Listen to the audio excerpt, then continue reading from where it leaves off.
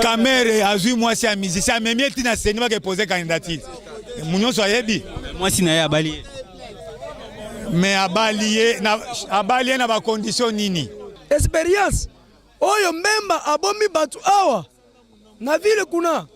Bemba atiki ko mboma batu asilisi akei na prison asilisi makama prison te ainifia parti na ete ayapo ayako postile. Expérience ya Moïse Katumbi oya yibi minere. Akimi kaka ngana ko sepela ke loko naza na IDPS batiki fati o bakati memba jamais o tozo bondisa ke monsieur Nanga azui seni comme ONG ya majorité. En plus Félix Tshisekedi dans un laps de temps il n'a né à salle diplomatie il a convaincu tout le monde même les décideurs bayebi que c'est un fin politicien. Siko kamera batukutu babenga ke kamela obiso to kondime ndengini. Tokene pa ya nani mbemba tolo batandenge balongoli mbemba wana papa yo yebi makamo mbemba sali biso peuple congolais. Bonjour. Bonjour. Pour se présenter je suis maître Paul Bainaza fédéral à Tchango, je suis secrétaire fédéral. Voilà déjà misi ba candidat IDPS ko banga isili Fachi bozaki lo bien en attention. Biso to tikala ko banga te o baza ko lobaka ba kolonga candidat ya Fachi. Eza ba oyo ba yeba ke ya bango ko longwa. Fachi atangi mingi te yango ba nga balonga. Entraîner non c'est faux, il voulait nous entraîner pour biso le quoi toza na population ebele to kotela bango na bitumba. Donc biso to yeba ki bien Fachi déjà azalaki député national élu. Dossier na EPS qui na CENI, le même dossier. Si on ndenge nini par quelle magie CENI a invalidé kaka dossier on y a validé qui na 2011. Président c'est au moins mutaza na licence de Fachi azana ba formation. Beaucoup étudié. Les gens qui racontent de telles histoires sont des gens utilisés par le pouvoir parce que Fachi ndenga zawana son père d'abord. Il est parmi les hauts cadres en Mboko. Il n'a jamais été un petit fonctionnaire, azaki bourgmestre, azaki ministre. Et puis comment expliquer moi no ya tangate. Vous croyez que Tshisekedi ndengo yebele moi na tangate. Et puis parmi ces fils là ba mususu kutu ba ene ya Fachi baza ba docteur banani. Ce que dit azo la biso o ya tangite pour diriger IDPS. Dit papa quand quelqu'un vous dit de telles choses, il faut réfléchir. Et ça ba diabolisation Fachi a beaucoup étudié, azana ba licence, ça pe na moko tazana ngwebele. OK. Et puis d'ailleurs le président français c'est son collègue non boye biango. Et puis il a travaillé avec Bongo et Gabon. Dans Moussala, Fachi a même une expérience à Moussala, a tout. Pourquoi ma candidature va être annulée? Tous les gens sont en opposition en tant qu'opposant. Mais en tant que juriste, la candidature, il y a Bemba. Parce qu'il a un dossier pendant. Jusque-là, même s'il a raison dans ses dossiers. Mais tant que le tribunal ne s'est pas encore prononcé, on va blanchi. Blanchir pas une décision du tribunal. Donc moi je trouve que la CENI a très bien, les juristes là de CENI ont fait très bien leur travail. Est-ce que c'est du MLC va recevoir la Koyo bon, ceux qui battent sentiment, mais ceux qui battent science avec conscience, parce que même Bemba lui-même, tant Batouna qui est un journaliste français, est-ce que vous avez la candidature? Non, ça c'est un domaine des juristes. Les juristes vont décider. Mais ceux qui ont décidé là, par rapport à la loi, Bazan a raison. C'est sans sentiment, sur le plan scientifique. Ancienne Sami Badiba. Sami Badiba, même quand Bachaki Awa, Premier ministre, il avait double nationalité. Bachaki pour des raisons politiques, pour que IDPS Mtatindi, or c'était faux. Mais les lois ont une double nationalité. Au moment que Sami Mtabimizoba. Professeur, si tu comprends bien, que IDPS a déjà assez peli, pour déjà boboya qui kambuya ko soutenir mutu msusu babi base bidonde bolobaki que to soutenir mutu te biso kaka Fachi base yango to zana bino. Et puis messieurs les journalistes, tous à la logique avec nous-mêmes. Vous pouvez vous imaginer IDPS ça lit à 35 ans. 36 ans. Ba oyo mususu wana ba kamera ba zakina na on ne sait même pas babimali wapi. Balele na gouvernement tititi ba yibi kuna ba décevoir bango ba yeko rejoindre biso c'est que le leadership na biso to pesa bango. Et puis par rapport à la base parti nini même na minute to lo ba mo nombre bato je ne sais pas so ko kene na INC okuti bato ebele boy. Donc voilà par là je voulais dire que c'est la base la plus importante il y a politique na RDC. L'IDPS c'est le parti le plus populaire même s'il faut oui, du monde, pas seulement du Congo, mais du monde. Parce que même en Amérique, au monde, parti, ils ont tel MC Batebele Boete. Et puis même na ba assise na biso toza tina Nouvelle-Zélande. Toza tina na ba pays oyo kutu bato bakendaka te okuta IDPS kuna. Norvège kutu te pembeni. Nouvelle-Zélande na Asie, na Océanie, okuta fédération IDPS. User juriste tobeta tozonga mwa politique a aucun trop science ceux qui na nombre boké na ordre dispersé boza sûr que boko vaincre ndeko Shadari o pe fallait ba annuler candidature mais pas démissionner quitté na yebi ko wana yebi mais candidature ne ba dimi ko kende na nombre ebelé est-ce que ndeko Shadari akokwea bon ndeko Shadari d'abord lui-même même dans l'ère FCC là il n'est pas populaire bon parce que les gens confondent la popularité à la crédibilité même à niveau il y a FCC ba yebi Shadari bien. C'est presque un voyou. Un monsieur qui demande aux gens que soient pas fini maman na yo, yo peut finir. Soient pas fini papa na yo, yo peut finir. Est-ce que Moutande on a rediriger Mboka? Hein? Je vous dis, n'est pas toi qui tourne dans notre dispersé mbalo ba ko kangote parce que tout royo même battu à FCC. D'ailleurs Kengo Adondo mon qui position na yé. Dans la position. Nous rejoindre batu mingi FCC ba ko voter pour na Félix.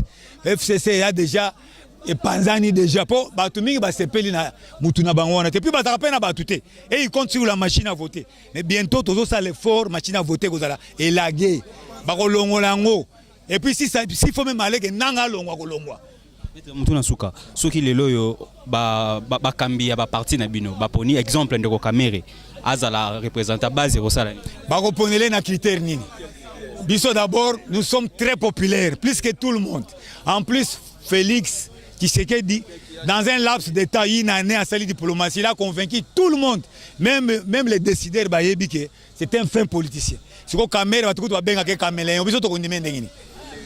Kamere a vu moi c'est un musicien, même il a enseigné qui posé candidature. Mounion soit yebi. Moi si na abali. Mais abali na ba condition nini. Moi c'est abattu un musicien, oh ba nous so ba yebi.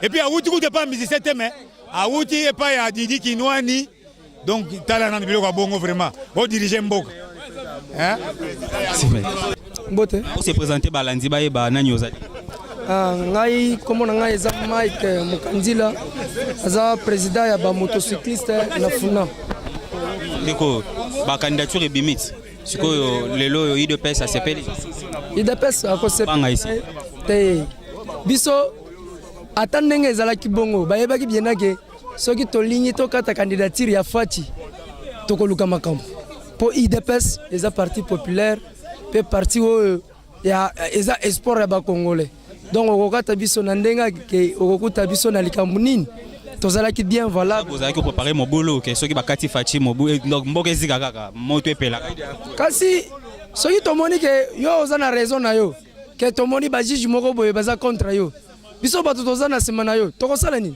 toko revendiquer yango moni bango babangi balobi non baza en pleine raison moyen tokata ye bazate ezate ndiko yo atango congolais ozo ndima ke élection kozala nanu élection yango élection pona ngai ezate pona ngai $100,000 Fachi tiki akabeli bango donc $100,000 tosali yango pona kokanga bozoki on pena una pasi tozwango mpasi ndenge nini biso toza nanu na nyonso tosali awa congrès awa bino moko bomonaki na miso na bino te mbongo oyo tosalelaki yango congrès awa nani akoki kofinanse mbongo kobengisa banto monde mobimba baya awa na Congo papa Congo UDPS eza parti oyo eza na mbongo UDPS eza pe parti oyo eza na mitu ya bakere ya bakongolais donc eza parti ya kosala na ngoma sekite papa parce bino bo soutenir mutu musuta par Fachi po bande ko baza ko yoka na mais IDPS babi orgueil ndeko boma bino ça va biso to soutenir ngani po après Fachi tomoni musala PG asali musala atiki musala na rai tomoni oyo akokani musala wana ayepe azu yango po a continuer na biso Kamere to ko soutenir ye na nini Kamere a violé mwasi abatu tolongoli kutu Kamere to non Fayulu to yebike tozokolisa ye wana za mwana ndako tozokolisa ye azana sima na biso tokene epa ya nani Mbemba toloba tandenge balongoli Mbemba wana papa yo yebi makambo Mbemba sali biso peuple congolais bandi wa MNC so bayoki ndebino bozolo babo e bakosepela ndeko Bemba bozo donc bande kwa MLC soki bayoki ndenge tozoloba boye elingi kolakisa te ke tozali bato oyo baza pe ba escroc parce que un escroc akoyoka na kaka na oyo ayibaka na ye biso toza clair tokokende na nsima MLC na ndenge nini. Et d'ailleurs oyokaki CG na biso Fachi a dirigé expérience professionnelle apesi bango référence na société moko ye afongoli kuna na Belgique asali kuna en tant que qui na expérience nini tolongoli kutu wana toye awa expérience oyo bazolobela biso oyo kamere auti ko viole mwasi ya bato expérience oyo Mbemba abomi bato awa na ville kuna Bemba atiki ko mboma bato asilisi akei na prison asilisi makama prison te ainifie parti na yete ayapo ayako postile expérience ya Moïse Katumbi oyo ayibi minere akimi yango expérience yango na bazo senga biso oh ubia ya Kabila. Merci beaucoup. Ouais. Biso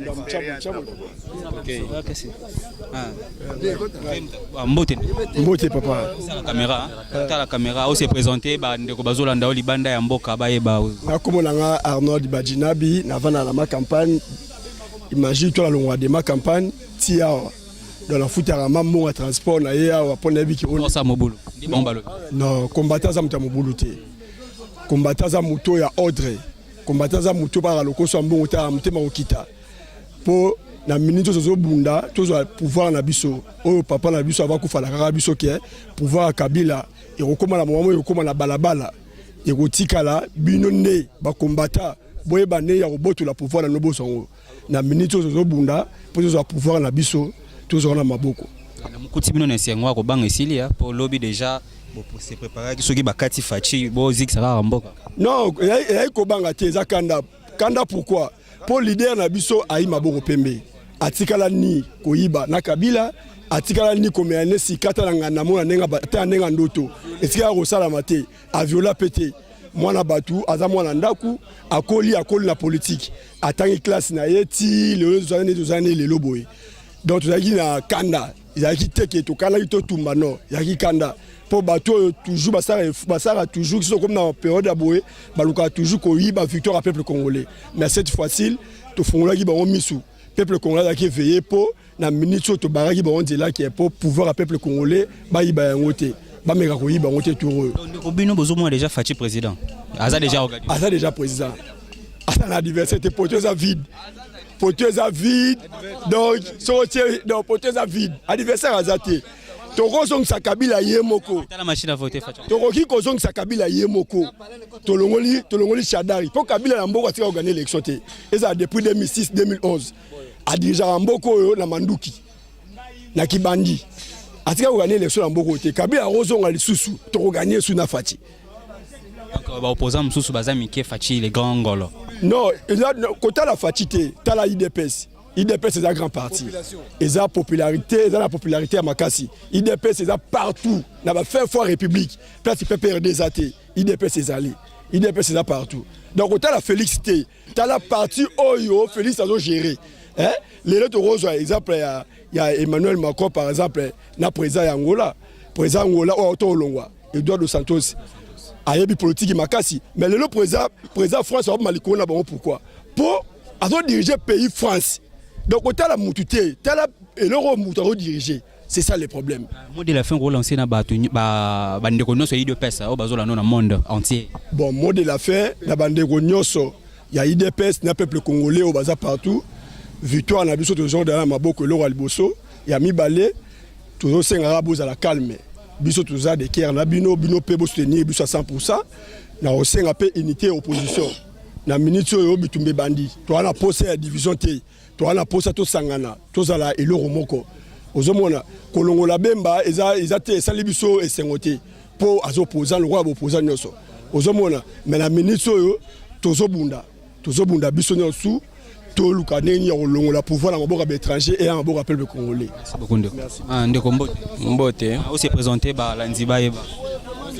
Akomona nga naza Ibrahim Chisungu na vani na Kingabwa na militant ya IDPS combattant. Candidature commune ngo unique on dirait ça les sociétés déjà na moni bino a Fachi ou rien ndenge bazolo babino Fachi ou rien. Candidature unique déjà c'est bimi déjà na camp ya diable avant que biso to vendre la ngoto bimisango. Na camp ya ba escroc équipe à Kabila. Est-ce que ici déjà candidature unique? Est-ce que maintenant bakati biso?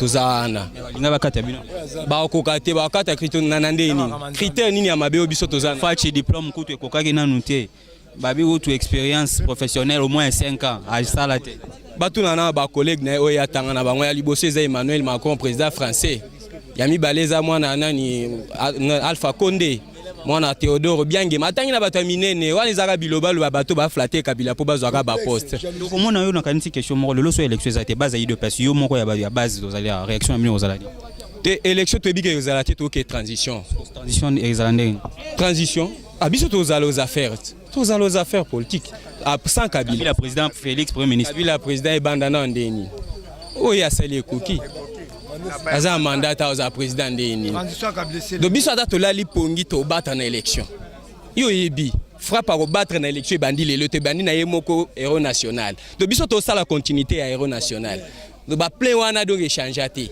ezaka ti na partout ti de génération en génération taka biso to nouvelle génération IDPS o babunda kala bazate biso to nouvelle génération biso pe to kozala te ba musu ba ozala donc IDPS ezala rabo IDPS ezala rabo ba frappe na élection donc aventure te donc to na concurrent te to na concurrent te o ba pesi biso na andaka la dauphin te papa tu ozwa mutasuka bongo to kabwana Kabila Burundi maïka raté à respecter la constitution. Monsieur Kabila azana suka. Nabanzaki Monsieur Kabila azana suka. Nazana recret mingi. Et près dessus. Pona nini Monsieur Nanga azoko yamba shadari na porte. Un arbitre azo yamba shadari na porte sachi le boko na mapeko. Ça inde ko bemba pen na porte nazalaki. Bon, Ndeko Mbemba, c'est un grand sénateur. Aza mutu munene na mboka oyo. Aza ndenge moko na shadari te. Shadari yango wana ba longoli yete. Aza mutu moko aza na sanction ya Union européenne na États-Unis d'Amérique. Pe assassin comme son patron Kabila. Bientôt là Kabila zolonga na mboka. Et nous sommes la fin du pays. De récupérer ma belle na biso. Atabama tabakita de moi à la limite mais Dieu juste où le va mener caillou on est là on est là est-ce que on ne pona candidature Ndeko Bemba yo lobini personnellement pona ko muzitu bandeko bakati badibanga oyo yebi pona badibanga aza famille kabiliste pona alonga de IDPST aza moko na bino wana aza mwana moko to bengani kaka kala ngana za recret mingi na Jean-Pierre Mbemba aza famille politique aza opposant neti biso na Adolphe Mozito aboyaki Buzoba a rejoindre Pembe na biso de kola twa maboko Pembe mais toko so na Bruxelles bientôt là toko so na Bruxelles sur table na bawe baza libanda na bawe baza na kati potolongo na mboka na kao yango mais toko so la kaka ngana ko sepela ke loko naza na IDPS batiki fati o bakati Mbemba jamais. Otozo bondisa que Monsieur Nanga azui seni comme ONG ya majorité. Mais régime ekosila. Balinga te message yo ekosila. Nanga wana akolela na monoko. Mais akolanda président na yena Gigali et pas na bango. Je vous remercie. Merci beaucoup. Fidèle internaute, merci beaucoup. Comprenez que à propos bandeko balobi ils ont engagé comme ce sont des Congolais baza libre ya koloba baza libre ya réfléchir. En tout cas restez pour sur Congo France. Nous on vous dit merci beaucoup car on est au Lobarak vous informer c'est notre devoir. Ko pesa bino basango to ko panza sango ya mboka actualité ya mboka ezali wana mosala topona. En tout cas restez bien ici bozali. J'ai dit merci beaucoup na kokate monsieur Sana Bosana. Merci beaucoup au boss Didi Pumba oya pesa biso espace oyo na rebetra masolo ya politique. L'heure est grave, l'année électorale, année ya maponami. Comme je dis toujours, année maponami zaka toujours année ya ba problème. 25 candidats bachaki 6 invalide et puis 19 au CENI et reconnaître na kati ya 6 candidats on peut reconnaître au moins 4 grandes personnalités to citer bon Ndeko Bemba Ndeko Badibanga Ndeko Muzitu na Ndeko Ginzenga. En tout cas la CENI est très bango temps Et le but est que ndenge bakati ezali liste provisoire, chers Congolais, chers internautes. Ezali liste provisoire. Bandeko oyo ba invalider bango bazana 48 heures pour na ko saisir cour constitutionnelle. Il a dit que ndeko bemba ko kenena cour alobate tala ngai kutu ba konena ki ngai tazali innocent. Ndeko muzitu akozo atana ya loba na cour constitutionnelle ke botala ngai na longwa palu. Ngana palu to kabona déjà. Ndeko badi banga soki ya solo azali congolais, c'est un congolais. Soki ya solo a bungisa déjà nationalité belge. Aleka na cour constitutionnelle alobake tala ngai badi banga nazali sous belgité na zonga congolais. Moi Moïse Katomba, je vous dis merci beaucoup. Nazaki na base à UDPS, bolandi ba combattre UDPS ba congolais d'abord. Par propos par rapport il y a invalidation de la candidature de Kobemba, en tout cas je vous dis merci beaucoup et au revoir.